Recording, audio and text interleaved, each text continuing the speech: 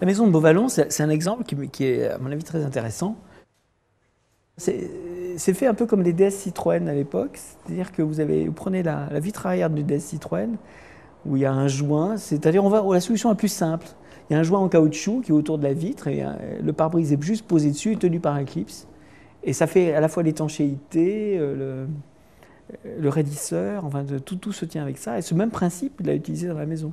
C'est-à-dire que les pare-closes servent de raidisseur, maintiennent les parois et tiennent l'ensemble, puisque évidemment les façades ne sont pas porteuses, donc c'est uniquement ces systèmes constructifs qui fait que l'ensemble tient.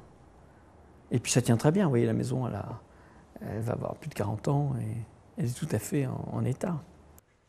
C'est vrai que ce sont des formes comme ça, pour ça que les portes en particulier sont rondes, parce que vous les découpez d'un seul montant, et puis elles se tiennent ensemble, il n'y a pas à faire d'assemblage. Donc c'est vrai que les portes sont arrondies en bas, il utilisait beaucoup les hublots, beaucoup de choses. Alors là, vous avez donc le plan de la maison.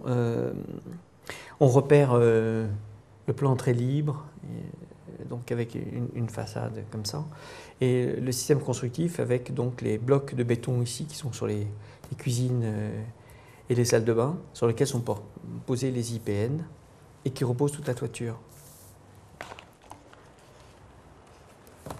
Et le toit qui est ici, donc avec ce système d'acier plissé sur le toit qui permet la ventilation.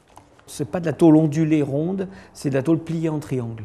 Voilà, ce qui donne un effet esthétique assez intéressant, en bordure générale de toit, et qui également crée des circulations d'air de façon triangulaire qui vont d'un côté à l'autre du bâtiment et qui permettent de ventiler complètement la toiture.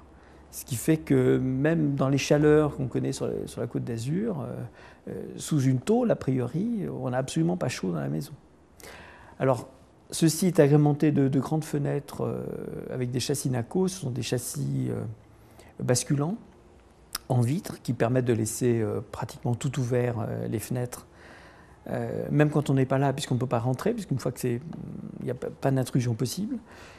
Et donc l'air peut continuer à traverser, on peut faire des courants d'air, et donc de façon très naturelle, sans climatisation, on arrive à tenir la fraîcheur. Maintenant, ça c'est la réponse par rapport à la chaleur, la réponse par rapport au froid, c'est autre chose, puisque bon, c'est un pays où il ne fait pas très froid, mais quand on a besoin de chauffer, c'est assez difficile, parce qu'il y a énormément de baies, il y a ces châssis qui ne sont pas forcément très étanches au niveau de l'air.